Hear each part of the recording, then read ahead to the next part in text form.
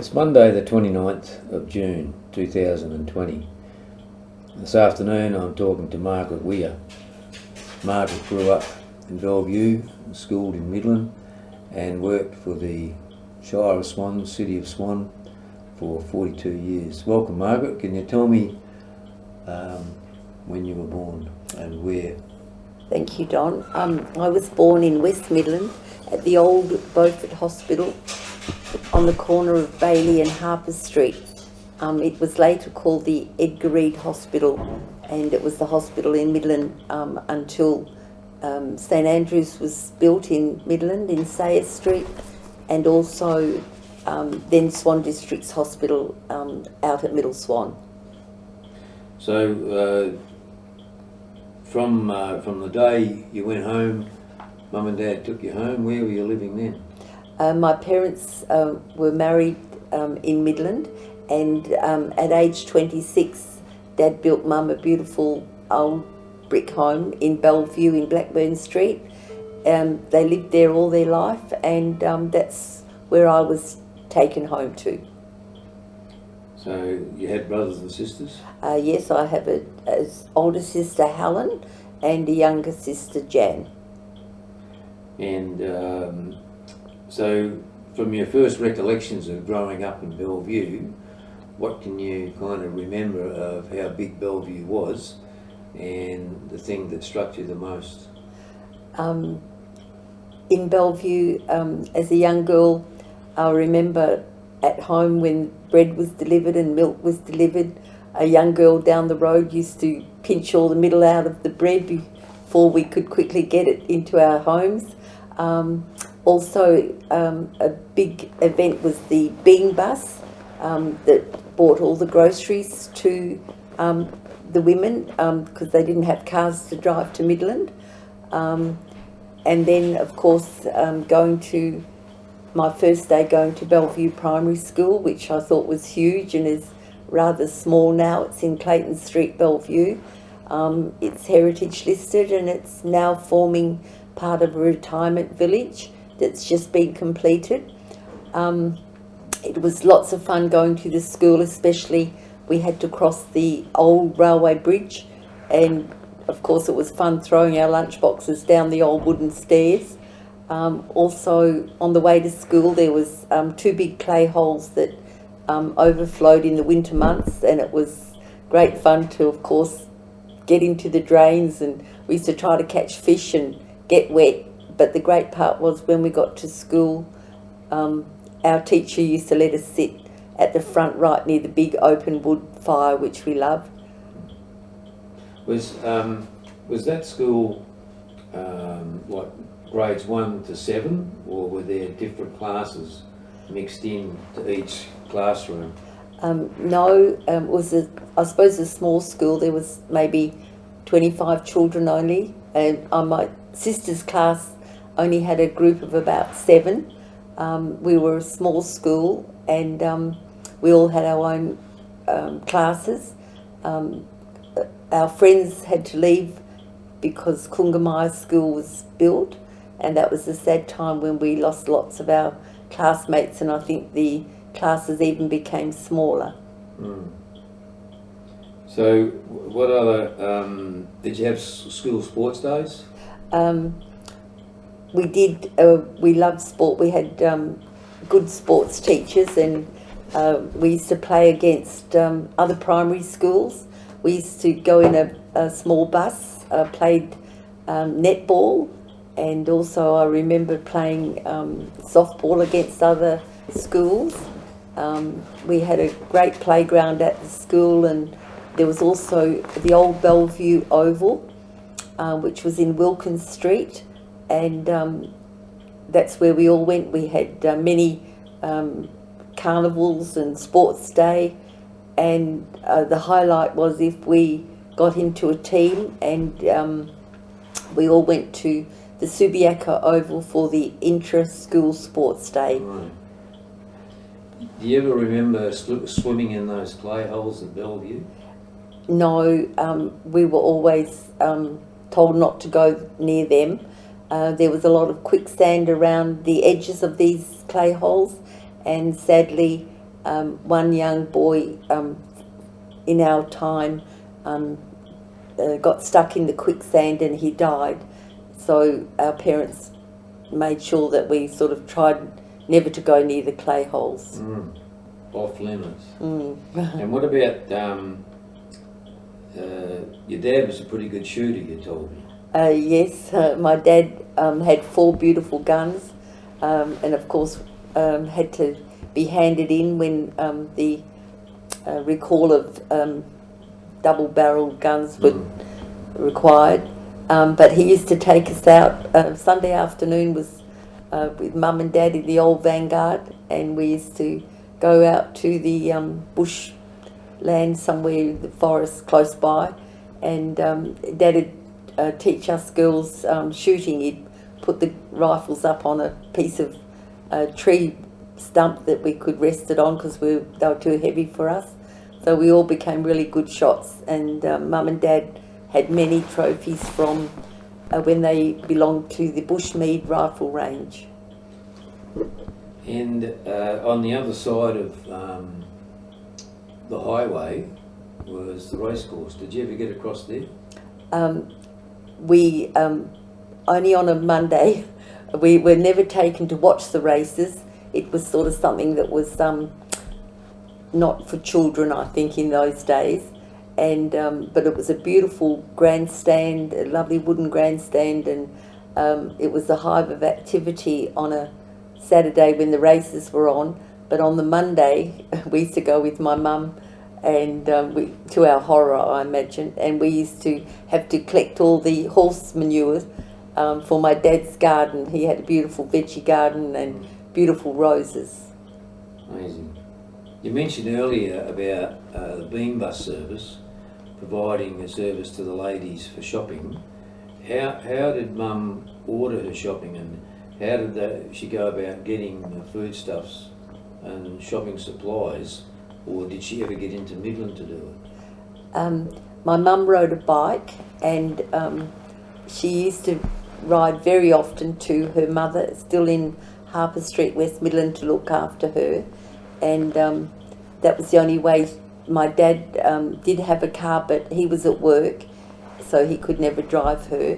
But over the highway from the Darling Range Hotel was a little butcher shop and Evans's general store, but they were quite expensive, and I think it was the company called John Cade's that opened up in West Midland, and they saw the opportunity of having it was like a double-decker bus, and it was set up as a bean bus, and they used to go up and down the streets, and it was great fun to go in with Mum, and it was all filled just like a shop with all supplies, and you just used to go in and Mum would just take from the shelf what she needed to buy. Off in the bus? Yeah. It was like a shop? Yes. Mobile shop? Yes, yeah, it was great when the bean bus arrived.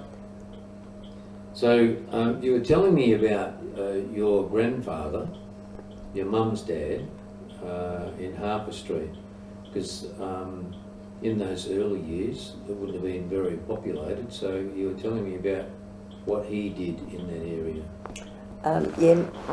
He came from Ballarat in Victoria when the gold rush days were on, and when that all finished, he came down to Midland, where he met and married my Nana Buckley, and that was in Harper Street, and on the land on Harper Street running right down to the river, which is now Marshall Park, he ran a farming of cattle, and he also taught the boys that came out from England farming at Woodbridge House.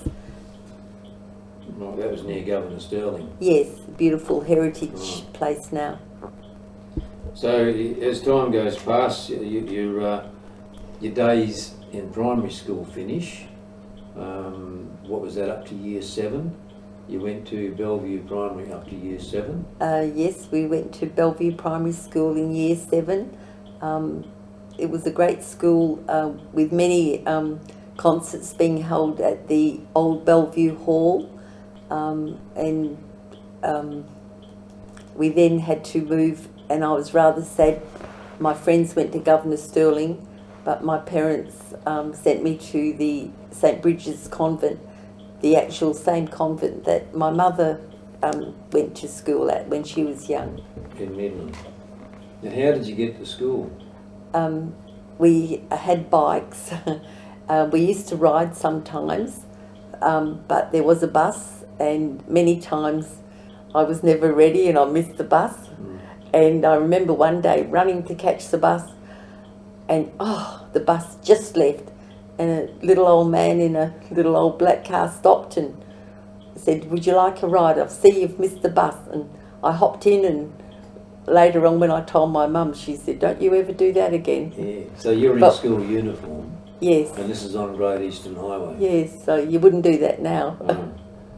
So you spent, years 8, 9 and 10 at St. Bridget's School in Midland, under the Sisters of Mercy. Do you remember the nuns' names there? Sister Eta used to take us for typing.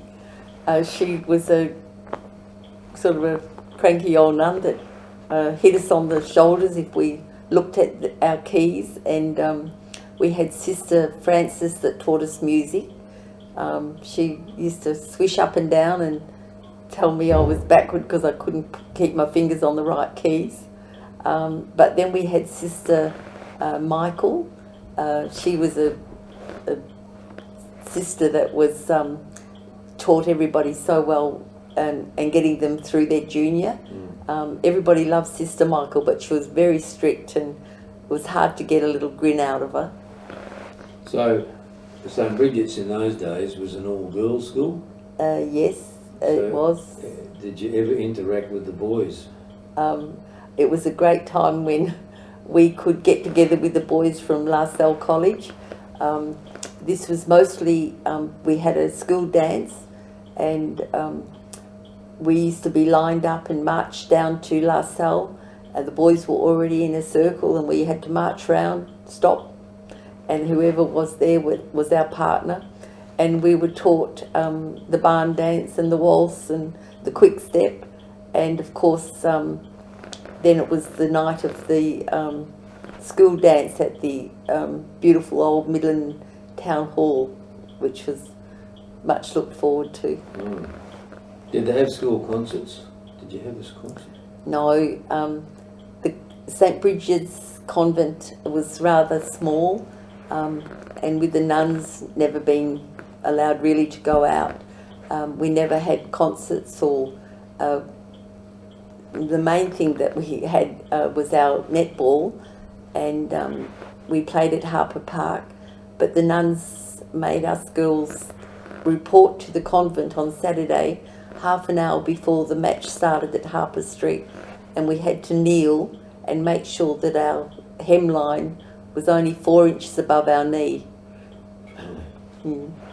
Every Saturday? Yeah, before the match started.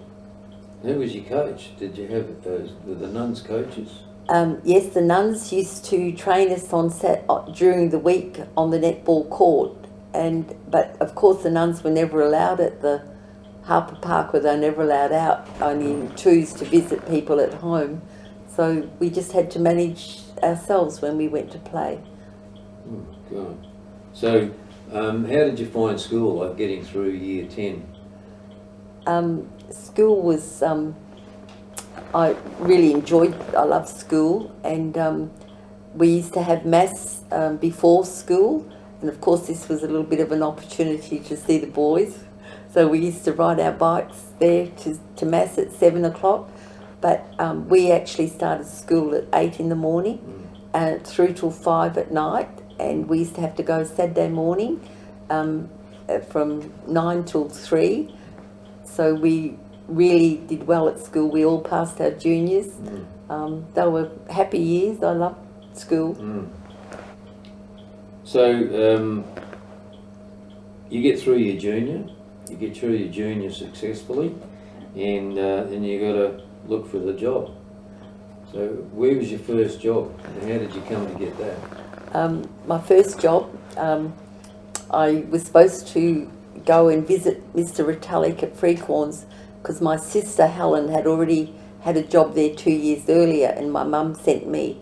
But I was anxious to go to Port Beach with my friends, and when I went to visit Mr. Retallick and ask him, he wasn't there.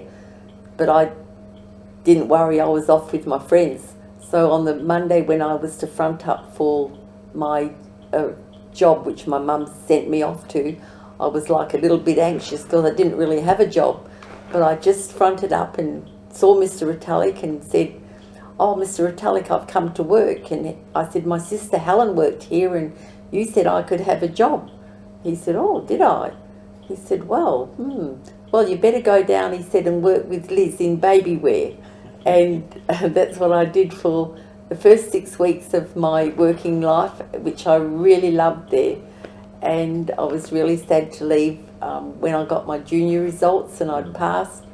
And my parents said, "Oh no, I had to become a secretary." So. Oh, right. So what was the next move from there? Well, my father knew Frank Gaunt, who was the town clerk of town of Midland, from the old days when they were young. So he took me along to meet Mr. Gaunt and ask him for a job.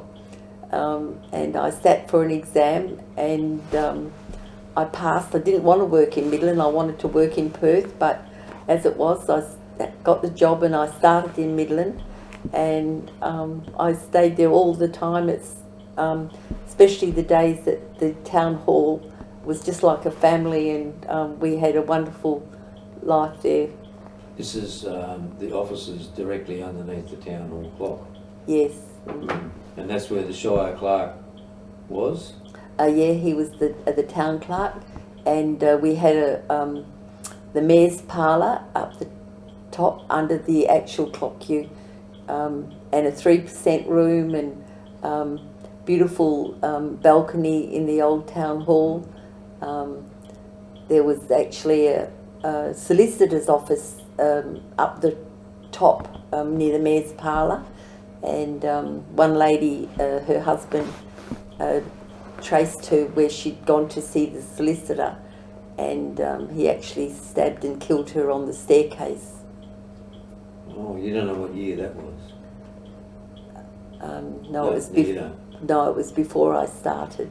Oh, so maybe that leads into all the ghost stories we hear about at Midland Town Hall. Yes, there's many stories, and they actually, I went to a lady was running seminars of ghost stories, and it was, people were coming from far and wide, and they had ghost machines, and I did go on one of the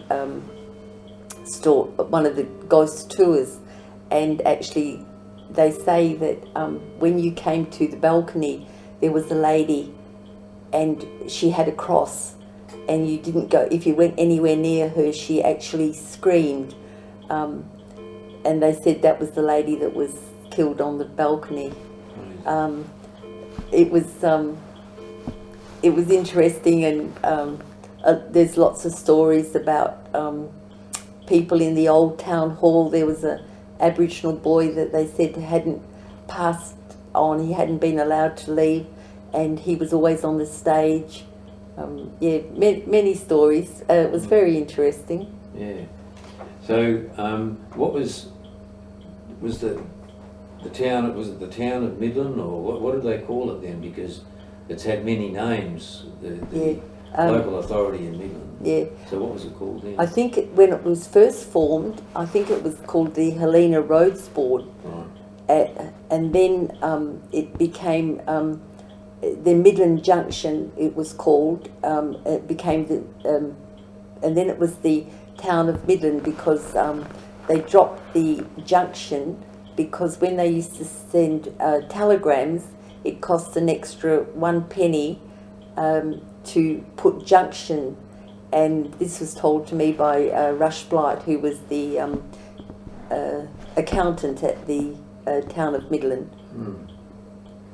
And then it obviously transformed then into the Shire Swan. Yes, the town of Midland was there and in 1970, it was, the town of Midland was 1 square mile, and it had many government factories and banks, and actually they didn't ever have to pay rates, and we had many loans at the town of Midland, and we couldn't manage to keep going, so the local government in Perth decided that we needed to amalgamate with the Shire Swan Guildford, and that was in 1970, and it was quite hard because Swan Guildford had 15 councillors to vote and we only had 13. So when the voting was, all the major jobs went to Shire Swan Guildford employees, like the Shire Clerk was Mr. Williamson, and our town clerk became the deputy. But yeah. So Frank Gawn was the Shire Clerk in the town of Midland, and then when it became the Shire of Swan, who became the town clerk then, or CEO as they call it today? Was the Shire Clerk was Jack Williamson, and he was originally Shire of Swan Guildford, and right. But the early days also at Midland, I must mention, was the beautiful town hall, and where we used to hold many dances and debutantes balls, and as young people, when we were having lunch breaks, we used to practice our waltzes in the town hall. Yeah. And then the meccaring earthquake came. 1968. Yeah, and that was really sad because there was huge cracks appeared in the hall itself, and they had to close the hall because it was unsafe. And Frank Gawn was really good. He gave Betty and Vin, the caretakers of the town hall, jobs in the offices, and it was not until many years later that they were going to pull the town hall down, and Councillor Lloyd Penn fought very hard to save this town hall, and managed to get a grant from the government to do it up, and it's a beautiful town hall again now. At that time, we also had the Carnegie Library. Do you remember the Carnegie Library? Yeah, that was a beautiful library. That was demolished because of the meccaring earthquake. Right, and yeah. So did the library move anywhere else after that? Yeah, the library came into just actually 2 rooms in the offices at the bottom of the town hall, next to the town hall, and Mrs. Scott ran that library until the new library was built in Midland. Well, that was over near Toohey Gardens, wasn't it? It was a library built in Toohey Gardens. Do you remember that? Yes, that's right. The library was built in Toohey Gardens. So, like, you had quite a few office staff in the Shire then. Was it, with the integration with Swan Guildford, I suppose the office staff increased. Yes. You worked with. Yeah, at town of Midland, it was a small staff. We had John George. He was much loved by, especially all the Italians and ethnic people. He went to all their weddings, and he was a wonderful man. Everybody would remember John George from Midland. And also Ken Madgwick was the building surveyor. And then we just had Shire Clerk and accountant and 4 office girls. We were like a small family. And then when we amalgamated, it was quite a big upheaval for us all. And I stayed behind. I didn't want to go out to the Swan, and I stayed behind and ran the Midland office for must have been 2 or 3 years, until finally the Shire Clerk, Jack Williamson, said he needed me out there. So This is at Bishop Road. yeah, so I had to go out there, and I worked in the town planner's office, and then the office at Midland was closed, and people had to come out to the Swan to pay their rates. Oh, okay. So, how many years was it then, the Shire of Swan, before it became the City of Swan? Do you know? It'd all be recorded, but I thought you might, like, what was it like as an employee having these changes keep taking place? Yeah. I suppose you wondered when it was ever going to end. Yeah. When we amalgamated, you thought it wouldn't run smoothly, but it rather did, and everybody just became, it was different. There was lots of different departments. It was quite big, and we had a big outside work staff as well out Middle Swan. And but then they decided that when it became, it was still the Shire of Swan, but they needed to move back into Midland. They all agreed this, and so new offices were built opposite Landgate, and they're still there now. But of course there was no council chambers, so they still use the council chambers at the Midland Town Hall for meetings, and there's the Lesser Town Hall that was used in the old days as a supper room and also small weddings. So that forms a part of the council chambers that the City of Swan now use. So who was the Shire Clerk when the City of Swan came into being? Do you remember? There was Jack Williamson.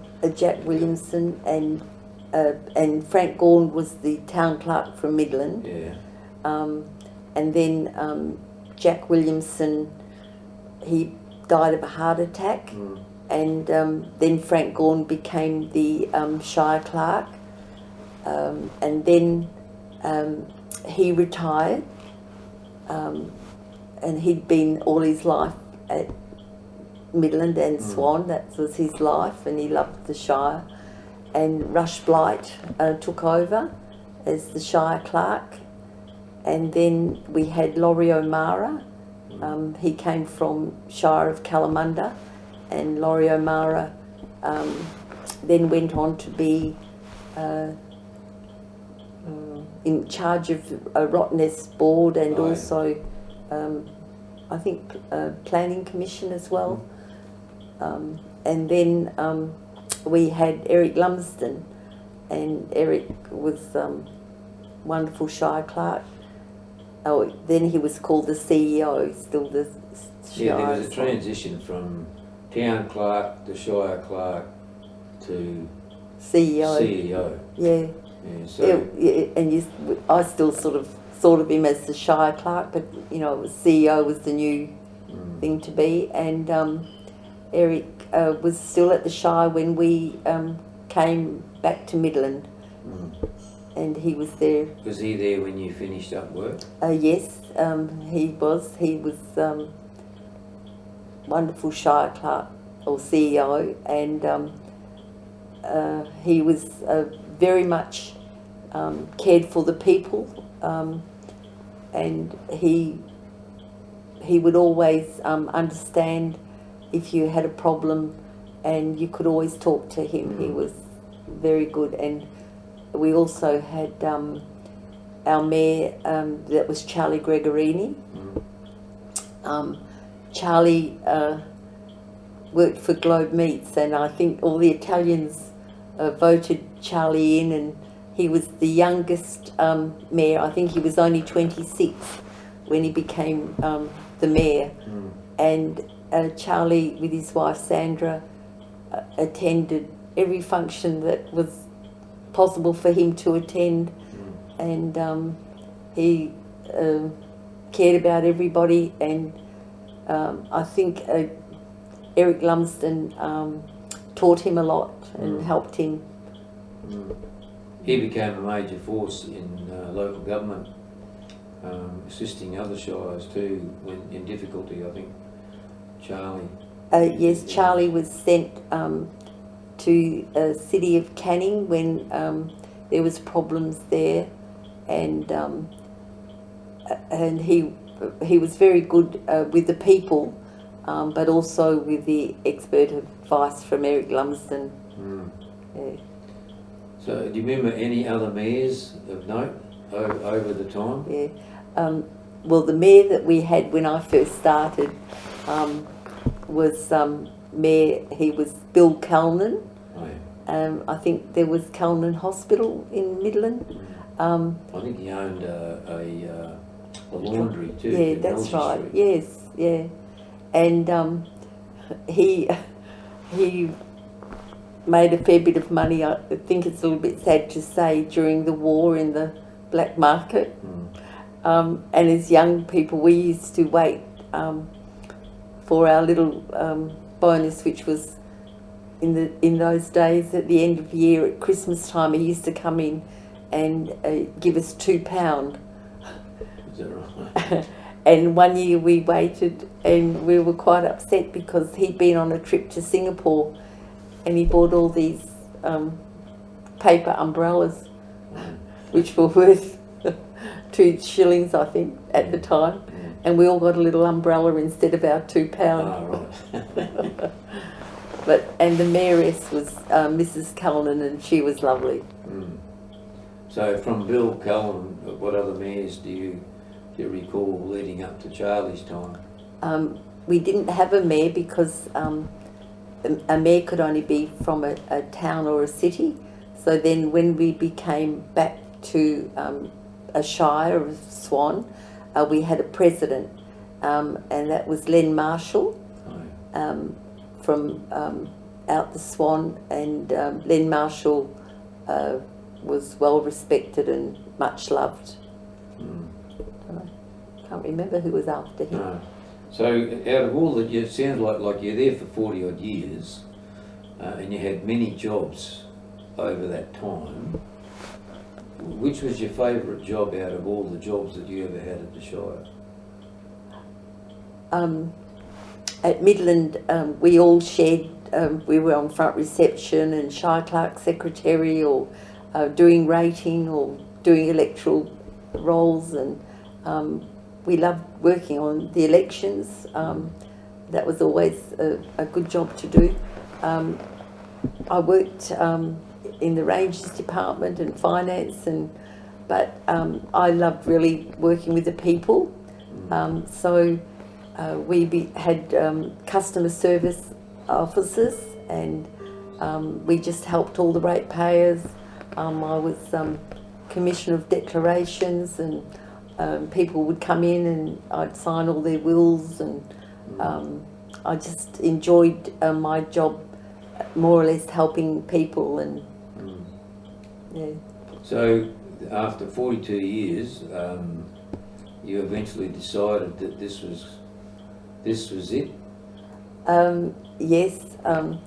My daughter was in Holland, and she'd had a little baby, and of course I wanted to go and be with her. So my husband and I decided that we'd go for 6 months to Europe, and the Shire was not what it was anymore, and was not the same. And I really thought, when I come back from this 6 months, I think I might like to try something different. And my sister Helen Dallard,